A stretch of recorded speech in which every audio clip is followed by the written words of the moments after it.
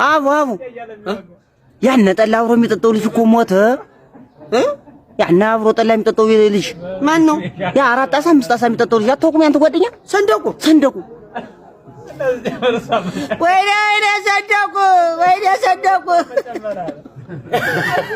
አብረን ነበር እኮ የምንጠጣው ጠላ። አንተ ጣሰው ባለበት አንተ አባወራ። ኧረ ሰንደቁ ኧረ ዳንጠጣ ወይኔ ሰንደቁ ወይኔ ስጠጣው እኮ ላጥ ነበር። ስጠጣው እኮ ሽው ነው። አንተ ጠላው አባወራ። ኧረ ሰንደቁዬ ሞተ ነው ያልከኝ? ሞተ አረፈ እኮ። በምን ሞተ? ይኸው በጠላ ነው አሉ። እንግዲህ አንተም እየጠጣው ነው እንዳትሞት እንጂ። አቤት 10 ጣሳ በደቂቃ ሲጠጣ። አይ ጀግና ሽው ነበር እኮ የሚያደርገው።